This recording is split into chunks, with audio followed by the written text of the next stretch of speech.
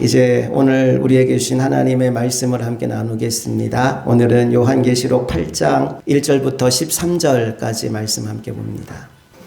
일곱째 인을 떼실 때 하늘이 반 시간쯤 고요하더니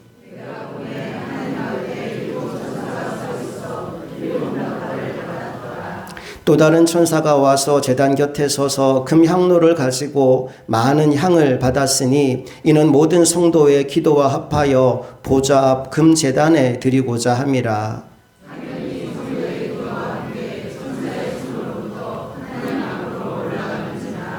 천사가 향로를 가지고 제단에 불을 담아다가 땅에 쏟음에 우레와 음성과 번개와 지진이 나더라.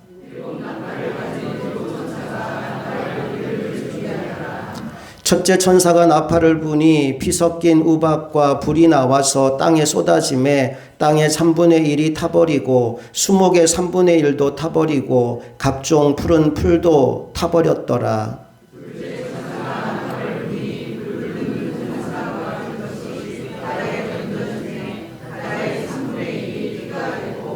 바다 가운데 생명 가진 피조물들의 3분의 1이 죽고 배들의 3분의 1이 깨지더라.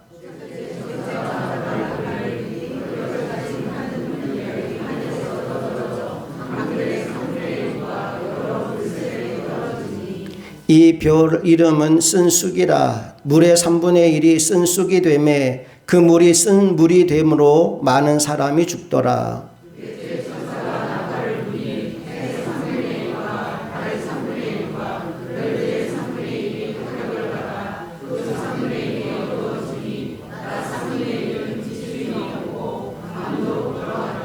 함께 읽습니다. 내가 또 보고 들으니 공중에 날아가는 독수리가 큰 소리로 이르되 땅에 사는 자들에게 화가 있으리니 이는 새 천사가 불어야 할 나팔 소리가 남아 있음이로다 하더라. 아멘.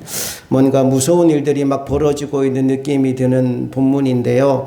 오늘은 일곱째 인을 떼실 때라는 제목으로 하나님 말씀을 나눕니다. 먼저 오늘 본문 들어가기 전에 요한계시록의 전체적인 구조를 다시 한번 나누고 오늘 말씀으로 들어가 볼까 합니다. 1장이 뭐였죠?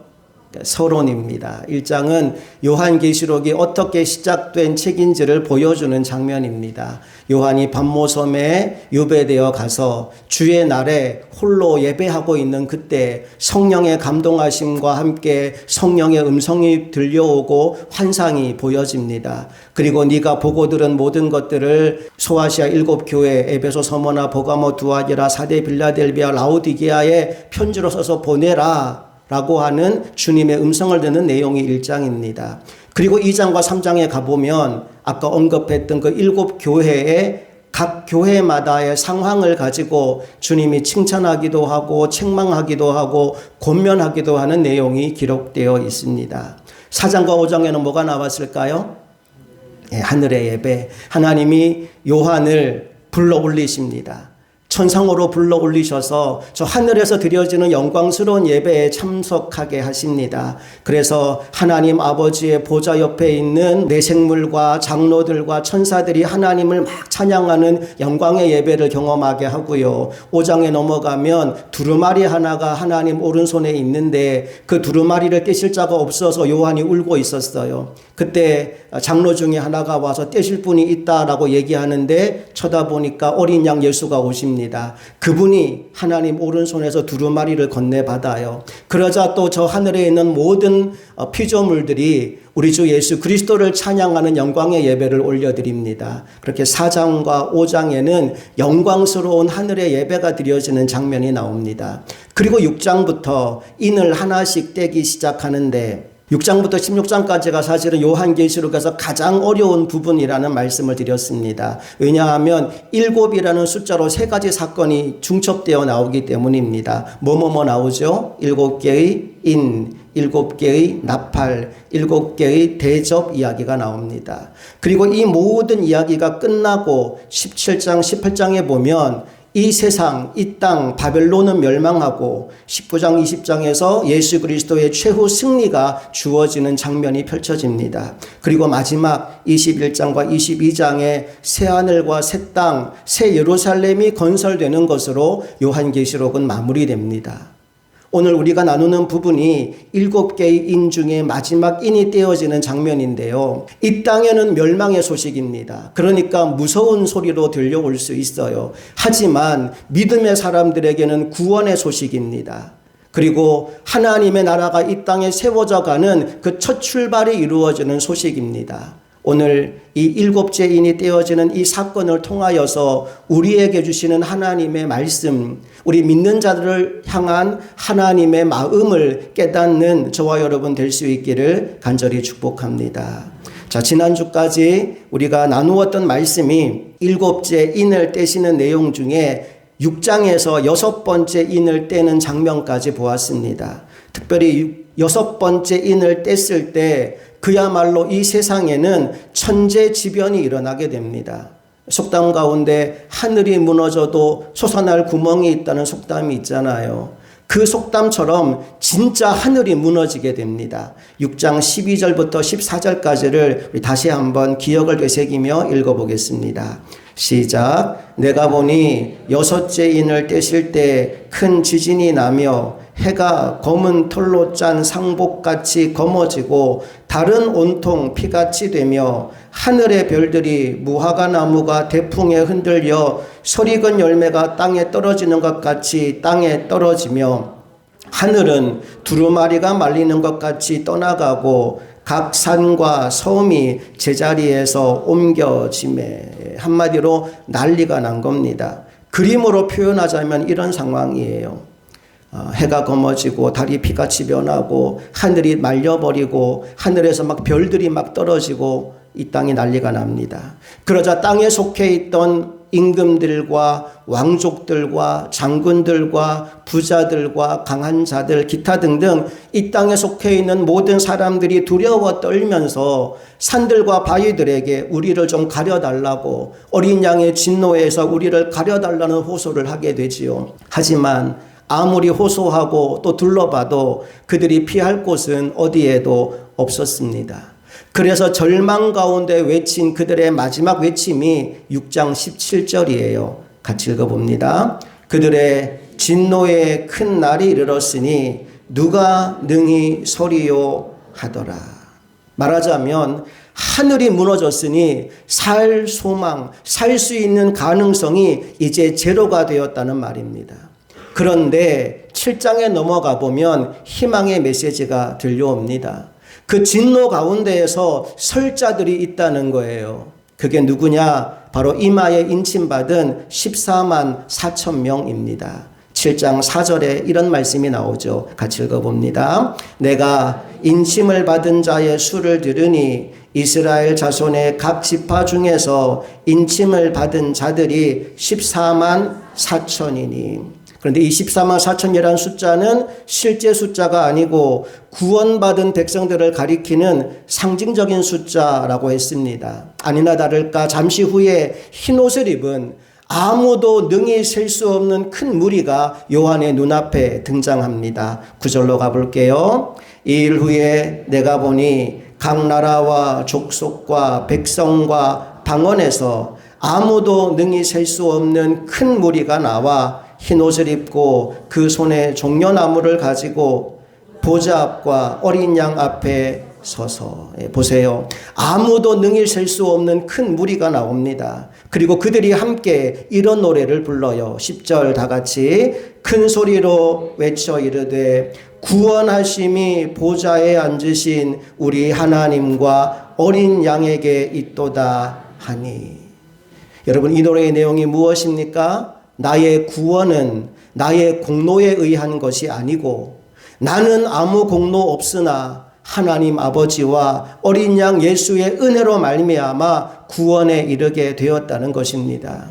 그게 너무나 감사해서 보좌 앞에 모여 영광의 찬양을 올려드리고 있는 겁니다. 그리고 오늘 이제 8장 말씀을 보면 마지막 7번째 인이 떼어지게 되는데, 자, 1절을 다시 한번 볼까요? 시작. 7째 인을 떼실 때 하늘이 반시간쯤 고요하더니. 그야말로 마지막 엔딩을 장식할 인이 떼어지는데 갑자기 하늘이 고요해집니다. 마치 폭풍 전야와도 같이 고요한 시간이 반시간쯤 흘러갑니다.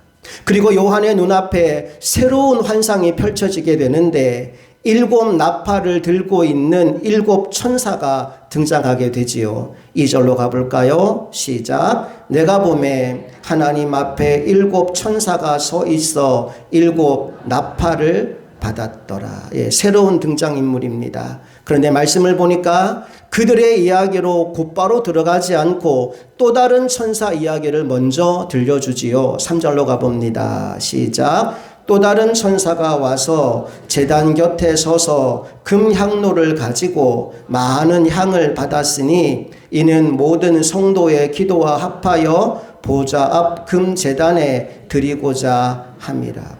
우리가 앞에서도 이런 비슷한 장면을 보았습니다. 네 천사가 땅에 네 모퉁이를 붙잡고 진노의 바람이 불어오지 못하도록 막고 있을 때 또 다른 천사가 등장해서 하나님의 백성 14만 4천의 이마에 인을 쳤던 장면 여러분 기억하시죠? 오늘 그와 비슷한 일이 일어나고 있는 겁니다. 7 천사가 7 나팔을 들고 그 나팔을 불기 전에 또 다른 천사가 등장하는 겁니다. 그리고 그 천사가 제단 곁에 서서 금향로를 가지고 많은 향을 받았다고 합니다. 이 향은 무엇을 위한 향이냐 하면 모든 성도들의 기도와 합하여 보좌 앞 금제단에 드리기 위한 향이라고 말합니다. 그러니까 좀 쉽게 풀자면 이 천사가 우리의 기도를 향기와 버무리는 거예요. 그리고 그렇게 기도와 함께 버무려진 향이 하나님 아버지께로 올라가는 겁니다. 4절로 가보겠습니다. 시작. 향연이 성도의 기도와 함께 천사의 손으로부터 하나님 앞으로 올라가는지라. 그림이 그려지시나요? 여러분, 우리가 드린 기도는 절대 땅에 떨어지지 않습니다. 천사의 손을 통하여 하나님 아버지께로 그 기도가 다 전달되는 줄로 믿습니다. 그리고 나서 5절 말씀을 보니까 기도에 대한 응답으로 주님의 불이 제단에 임하게 됩니다. 5절 시작. 천사가 향로를 가지고 제단에 불을 담아다가 땅에 쏟음에 우레와 음성과 번개와 지진이 나더라. 천사가 지금 뭐 하고 있죠? 기도의 응답으로 임한 불을 향로에 담아다가 땅에 쏟아 부었대요. 그랬더니 우레와 음성과 번개와 지진이 났다라고 합니다. 자, 여기까지가 나팔 재앙의 준비 단계예요. 이제 나팔을 불 준비가 다 되었습니다. 6절로 가볼게요. 시작. 7 나팔을 가진 7 천사가 나팔 불기를 준비하더라. 예, 이제 준비가 끝난 겁니다. 여러분, 지금 이 말씀이 우리에게 무엇을 말해주느냐 하면 하나님의 역사는 우리의 기도를 통해 이루어지게 된다는 사실을 알려주고 있는 겁니다. 출애굽기를 보면요, 홍해를 건너간 이스라엘 백성들이 가장 먼저 만난 대적이 아말렉이라고 나옵니다. 그들이 아말렉 군대와 맞붙어 싸울 때 여호수아는 군대를 이끌었고 모세는 산에 올라가서 기도를 했습니다. 아론과 훌이 모세 뒤에서 싸움을 지켜보고 있는데 신기한 일이 벌어지는 거예요. 모세가 손을 들고 기도하면 누가 이기고? 이스라엘이 이기고, 팔이 아파서 모세의 손이 내려오면 누가 이겨요? 아말렉이 이겨요. 그걸 보고 나니까 가만히 있을 수가 없습니다. 그래서 아론과 훌이 모세의 오른팔과 왼팔을 붙들어서 전쟁이 끝날 때까지, 그래서 마침내 승리할 때까지 모세의 팔이 내려오지 않게 했다는 거 아닙니까? 한번 물어볼게요. 하나님이 이스라엘과 아말렉 중에 누구를 더 사랑하실까요? 이스라엘. 하나님이 지금 이 전쟁에서 이스라엘과 아말렉 중에 누가 이기기를 원하실까요? 역시 이스라엘이죠. 예, 하나님은 분명히 이스라엘을 더 사랑하시고 이스라엘이 이기기를 원하셨지만 승리를 그냥 주시지 않았다고요. 언제 주셨다고요? 기도할 때 승리하게 하셨습니다. 하나님은 오늘도 우리의 기도를 통해 일하십니다. 이사야 62장 6절과 7절 말씀을 함께 읽어봅니다. 시작. 예루살렘이여, 내가 너의 성벽 위에 파수꾼을 세우고 그들로 하여금 주야로 계속 잠잠하지 않게 하였느니라. 너희 여호와로 기억하시게 하는 자들아, 너희는 쉬지 말며 또 여호와께서 예루살렘을 세워 세상에서 찬송을 받게 하시기까지 그로 쉬지 못하시게 하라. 이 말씀을 좀 바꾸어 읽으면 이런 내용입니다. 우리가 기도를 멈추면 하나님도 쉬신대요. 여러분, 하나님이 쉬게 되면 우리에게는 이익일까요? 손해일까요? 손해죠. 그래서 기도를 멈추지 말라는 겁니다. 또 한 것 볼게요. 에스겔 36장 33절부터 36절까지 함께 읽어봅니다. 시작. 주 여호와께서 이같이 말씀하셨느니라. 내가 너희를 모든 죄악에서 정결하게 하는 날에 성읍들에 사람이 거주하게 하며 황폐한 것이 건축되게 할 것인즉 전에는 지나가는 자의 눈에 황폐하게 보이던 그 황폐한 땅이 장차 경작이 될지라. 사람이 이르기를 이 땅이 황폐하더니 이제는 에덴 동산 같이 되었고 황량하고 적막하고 무너진 성읍들에 성벽과 주민이 있다 하리니 너희 사방에 남은 이방 사람이 나 여호와가 무너진 곳을 건축하며 황폐한 자리에 심은 줄을 알리라. 나 여호와가 말하였으니 이루리라. 이 말씀의 배경은요, 이스라엘이 바벨론의 나라가 망해버렸어요. 그리고 그 많은 백성이 바벨론의 포로로 끌려갔어요. 그 사이에 지금 이스라엘 본토는 황폐한 땅이 되어버렸어요. 집은 다 불타고 성은 다 무너지고 땅은 잡초가 무성한 지경이 되어버렸습니다. 그때 하나님이 바벨론의 포로로 끌려간 백성들에게 희망의 메시지를 들려주는 거예요. 이제 내가 너희를 다시 돌아가게 만들 것이고 황폐한 땅이 변하여 에덴 동산같이 되게 만들어주겠다. 내가 말하였으니, 나 여호와가 말하였으니 반드시 이루게 될 것이다 라고 희망의 메시지를 전해주는 겁니다. 여러분, 하나님의 뜻은 이미 정해졌다 이 말입니다. 포로에서 돌아오게 만들 것이고 황폐하고 황량해진 모든 것들을 다시 이전과 같이 돌려놓을 것이라는 말씀을 분명하게 주십니다. 그런데 37절에 이런 놀라운 말씀이 나옵니다. 다 같이 시작. 주 여호와께서 이같이 말씀하셨느니라. 그래도 이스라엘 족속이 이같이 자기들에게 이루어 주기를 내게 구하여야 할지라. 내가 그들의 수요를 양떼같이 많아지게 하되. 자, 보세요. 하나님의 뜻은 이미 정해졌다고요. 그들에게 회복의 은혜를 베풀어 주실 거라고요. 그런데 뭐라고 말씀하십니까? 그래도 이스라엘 족속이 이같이 자기들에게 이루어 주기를 내게 뭐하여야 할지라? 구하여야 할지라. 하나님은 그분의 역사를 이루어 가실 때 우리를 배제하고 그냥 혼자 하시는 것이 아니라 그 역사에 우리를 참여하게 하십니다. 무엇을 통해서? 기도를 통해서. 우리가 기도할 때 하나님이 일하시는 거예요. 여러분 기억하십시오. 하나님은 여러분의 기도에 관심이 아주 많으십니다.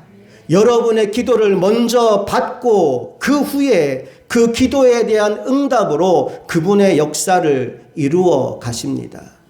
특별히 오늘 본문에 향연과 함께 아버지 하나님께로 올라간 기도는 요한계시록 6장 10절에 나왔던 제단 아래 순교당한 영혼들이 올려드린 기도입니다. 다시 한번 그들이 어떤 기도를 했는지 함께 읽어봅니다. 시작. 큰 소리로 불러 이르되 거룩하고 참되신 대주제여, 땅에 거하는 자들을 심판하여 우리 피를 갚아주지 아니하시기를 어느 때까지 하시려 하나이까 하니. 예수 그리스도 십자가 복음 증거하다가 순교당하여 주님의 재단 아래에 있던 그들이 주님 언제까지 이렇게 내버려 두실 겁니까? 믿음의 사람들을 핍박하고 죽음에 이르게 하는 이 악한 자들을 그냥 내버려 두고 계실 겁니까? 라고 여쭈었을 때 주님이 조금만 더 기다려라. 때가 아직 이르지 않았다 라고 말씀하셨는데 이제 비로소 그 때가 된 겁니다. 그 기도를 받으시고 불을 내리시고 천사들이 나팔 불기를 시작하는 거죠.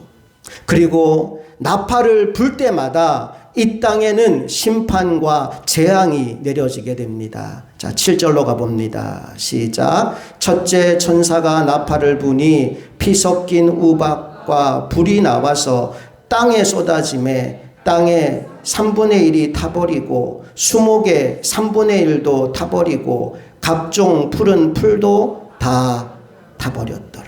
첫째 천사가 나팔을 불었더니 불이 이 땅에 임하는 겁니다. 그래서 땅에 불이 떨어지니까 땅의 3분의 1이 다 타버렸대요. 나무도 풀도 다 타버렸대요. 특별히 7장 1절에서 그랬거든요. 이 일 후에 내가 내 천사가 땅 내 모퉁이에 선 것을 보니 땅의 사방에 바람을 붙잡아서 바람으로 하여금 뭐 하지 못하게 했대요? 땅에나 바다에나 각종 나무에 불지 못하게 했대요. 그런데 인침받는 일이 다 끝나고 성도들의 기도가 하나님께로 올려지자 첫째 천사가 나팔을 부는데 그때 가장 먼저 어디가 타격을 받았다고요? 땅이 타격을 받습니다. 땅의 3분의 1이 다 타버렸대요. 이제 둘째 천사가 나팔을 부니까 어떤 일이 벌어지느냐? 이번에는 바다의 3분의 1이 타격을 받습니다. 8절 9절 다 같이 시작. 둘째 천사가 나팔을 부니 불붙는 큰 산인과 같은 것이 바다에 던져짐에 바다의 3분의 1이 피가 되고 바다 가운데 생명 가진 피조물들의 3분의 1이 죽고 배들의 3분의 1이 깨지더라. 예. 첫째 천사가 나팔을 불었더니 땅의 3분의 1이 타격을 받았대요. 둘째 천사가 나팔을 불었더니 바다의 3분의 1이 타격을 받았대요.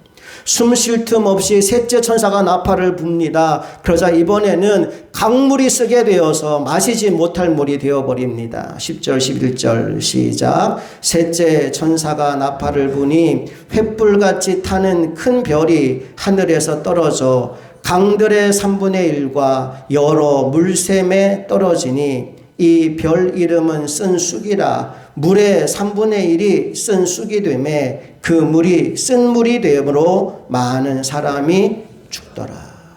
강이 더러워져요. 마시지 못할 물이 생겨요. 그 물을 먹고 죽는 사람이 많이 생깁니다. 여기서 멈추지 않습니다. 바로 이어서 넷째 천사가 나팔을 붑니다. 12절 시작. 넷째 천사가 나팔을 부니 해 3분의 1과 달 3분의 1과 별들의 3분의 1이 타격을 받아 그 3분의 1이 어두워지니 낮 3분의 1은 비추임이 없고 밤도 그러하더라. 예. 넷째 천사가 나팔을 불었더니 해와 달과 별이 타격을 받아서 온 세상이 어두워지게 되었다라고 말합니다. 그런데 아직도 끝이 아니에요. 13절 마지막에 어떻게 결론 지었습니까? 읽어봅니다. 내가 또 보고 들으니 공중에 날아가는 독수리가 큰 소리로 이르되 땅에 사는 자들에게 화가 있으리니 이는 새 천사가 불어야 할 나팔 소리가 남아 있음이로다 하더라. 예, 아직 새 천사가 불어야 될 나팔이 더 남았대요. 그러니 화가 있으리라. 독수리가 외치며 날아가는 것으로 8장이 끝이 납니다. 여기까지가 오늘 본문의 이야기인데요. 여러분 혹시 요한계시록 8장 말씀을 쭉 나누면서 좀 이상하다라는 느낌이 없으셨나요? 저는 이상한 느낌이 들었어요. 뭐가 이상했느냐 하면 분명히 6번째 인을 뗄 때 지진이 나고 해가 검어지고 달이 피같이 변하고 별들이 막 땅에 떨어지고 하늘이 두루마리처럼 날리고 지각변동 일어나고 정말 하늘이 무너지고 다 끝난 것 같았는데 마치 모든 것이 다 다시 리셋이 되어서 땅과 바다와 강과 하늘에 심판이 임하고 있잖아요. 이걸 어떻게 해석을 해야 될까? 만약 여러분들이 이 부분을 시간적인 순서로 7 인재앙이 먼저 일어나고 7 나팔재앙이 그 다음에 일어나고 또 7 대접재앙이 마지막에 일어난다라는 식으로 생각하면 그때부터 막 혼란스러워지기 시작합니다. 왜요? 다 끝난 것 같았는데 또 시작하고 또 다 끝난 것 같은데 또 시작하고 이걸 3번이나 반복한다는 게 말이 안 되니까요. 그럼 이 부분을 어떻게 해석을 해야 될까? 일단 7 인재앙, 7 나팔재앙, 그리고 7 대접재앙은 모두 요한이 본 환상이라는 점에 주목해 보십시오. 그리고 창세기 41장으로 한번 가보겠습니다. 1절 같이 읽어볼게요. 시작. 만 2년 후에 바로가 꿈을 꾼즉 자기가 나일 강가에 서 있는데, 바로 왕이 꿈을 꿉니다. 나일 강가에 서 있는데 어떤 꿈을 꾸느냐? 7마리 살찐 암소가 나오고 곧이어서 7마리 피쩍 마른 암소가 나옵니다. 그리고 그 마른 암소가 살찐 암소 7마리를 다 잡아먹어버립니다. 바로가 깜짝 놀라서 잠이 깼어요. 그리고 잠시 후에 다시 잠이 들었는데 5절 읽어봅니다. 시작. 다시 잠이 들어 꿈을 꾸니 한 줄기에 무성하고 충실한 7 이삭이 나오고, 전혀 다른 새로운 꿈이 시작됩니다. 이번에는 충실한 7개의 이삭이 보입니다. 그리고 잠시 후에 가늘고 마른 7 이삭이 등장하지요. 그리고는 이 가늘고 마른 이삭이 충실한 이삭들을 다 삼켜버립니다. 바로가 또 놀라서 잠이 깹니다. 그리고 이 꿈이 도대체 무슨 꿈인지 몰라서 고민하게 되지요. 그때 요셉이 바로왕 앞에 섭니다. 그리고는 이런 말을 하게 되지요. 25절 다 같이 시작. 요셉이 바로에게 아뢰되 바로의 꿈은 하나라. 하나님이 그가 하실 일을 바로에게 보이심이니이다. 보세요. 분명히 다른 꿈입니다. 한 꿈에는 소가 나왔고 한 꿈에는 이삭이 나왔어요. 그런데 이렇게 꿈풀이를 합니다. 바로 왕이시여, 당신이 꾼 꿈은 하나입니다. 그리고 32절에 이렇게 이야기하죠. 다 같이 시작. 바로께서 꿈을 2번 겹쳐 꾸신 것은 하나님이 이 일을 정하셨음이라. 하나님이 속히 행하시리니. 왜 2번 반복했다고요? 하나님이 반드시 이 일을 하실 것이기 때문에, 속히 이 일을 하실 것이기 때문에 2번 겹쳐 꾼 것이다 라고 말씀합니다. 여러분, 이 말씀을 요한계시록으로 한번 가져와 봅시다. 지금 비슷한 재앙이 형태를 바꾸어서 3번 겹쳐 나옵니다. 7 인을 떼는 형태로, 7 나팔을 부는 형태로, 그리고 7 대접을 쏟아붓는 형태로. 요한이 본 환상은 분명히 내용은 조금씩 다르지만 결론은 똑같습니다. 하나님을 반역한 이 땅에는 하나님의 심판이 임하고 하나님의 백성에게는 구원의 은혜가 임하게 된다는 거죠. 이것을 3번 반복해서 보여주시는 것은 하나님이 이 일을 정하셨고 이 일을 속히 이룰 것임을 우리에게 알게 해 주시기 위함입니다. 좀 이해가 되시나요? 예. 그래서 어려운 부분이 왜 어렵냐 하면 계속 반복되니까, 끝났는데 또 시작하고 끝났는데 또 시작하니까 이게 뭐야 해서 어려워지는 겁니다. 어려워할 필요 없이 하나님이 뜻을 정하셨구나, 그걸 3번 반복해서 보여주셨구나 라고 이해하면 이 말씀이 전혀 어렵지 않아집니다. 자, 이제 오늘 말씀의 결론을 맺습니다. 첫째, 하나님은 그분의 사역에 우리를 참여시키고 싶어 하십니다. 다시 말해서 하나님은 우리의 기도를 통해 일하기를 기뻐하십니다. 그런 의미에서 기도는 마치 스위치와 같습니다. 여러분, 이 건물에 보이지 않지만 무수히 많은 전선이 깔려 있어요. 그리고 여러분이 보시듯이 천장에는 수많은 LED 등이 설치되어 있습니다. 저 천장 위에 있는 전선과 저 등은 연결되어 있어요. 그런데 아무리 많은 전선과 아무리 많은 등이 설치되어 있다 하더라도 한 가지를 하지 않으면 불이 들어오지 않습니다. 그게 뭐죠? 스위치요. 스위치를 누르지 않으면 불은 들어오지 않습니다. 그러니까 에스겔 36장에 그랬지요. 내가 다 준비했어. 나 그렇게 할 거야. 그런데 그래도 너희가 구하여야 할지라. 나 분명히 할 건데 언제 시작할 거라고요? 너희가 기도하면 시작할 거야 라고 말씀하는 겁니다. 오늘 본문도 마찬가지죠. 7 천사가 7 나팔을 불고 스탠바이 하고 있습니다. 그런데 언제 나팔 불기가 시작되지요? 성도들의 기도가 향연과 함께 하나님께 드려진 이후에 나팔 불기가 시작됩니다. 오늘 저와 여러분은 기도를 멈추지 않기를 소망합니다. 하나님께서 이 교회를 통하여 또 나를 통하여 계속해서 일하실 수 있도록 기도의 불을 꺼뜨리지 않는 우리 흥업교회가 되기를 간절히 소망합니다. 둘째, 하나님의 뜻은 반드시 이루어집니다. 오늘 요한에게 3번이나 반복해서 비슷한 환상을 보여주신 이유는 하나님이 그것을 반드시 이루실 것임을 깨닫게 해 주시기 위함입니다. 그리고 확실한 것은 성경에 예고했던 그 마지막 때가 점점 더 가까워지고 있다는 사실입니다. 가만히 생각해 보면 오늘 마지막 때에 있을 것이라고 예고했던 이 일들 중에 오늘 우리가 경험하고 있는 일들이 참 많이 있습니다. 몇 년 전에 호주에 어마어마한 산불이 났어요. 그 산불이 무려 7개월 동안이나 꺼지지 않고 이어졌습니다.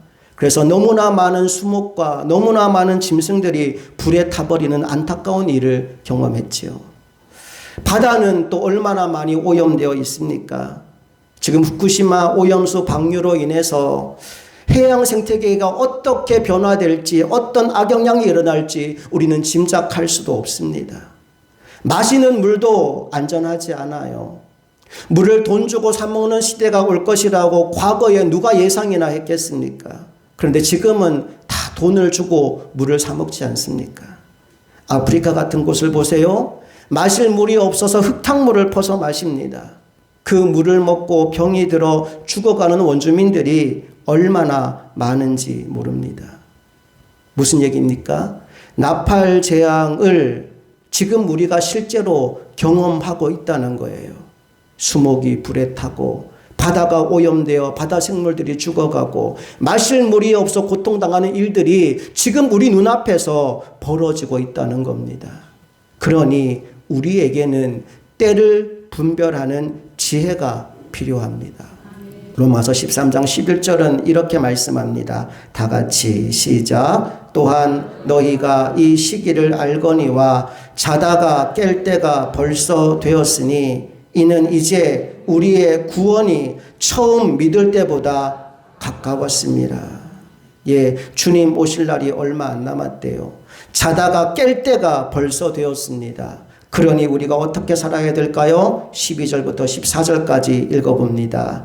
밤이 깊고 낮이 가까웠으니 그러므로 우리가 어둠의 일을 벗고 빛의 갑옷을 입자. 낮에와 같이 단정히 행하고 방탕하거나 술 취하지 말며 음란하거나 호색하지 말며 다투거나 시기하지 말고 오직 주 예수 그리스도로 옷 입고 정욕을 위하여 육신의 일을 도모하지 말라. 이 말씀을 그대로 실천하며 살아가는 저와 여러분 모두가 될 수 있기를 간절히 소망합니다. 함께 기도하겠습니다.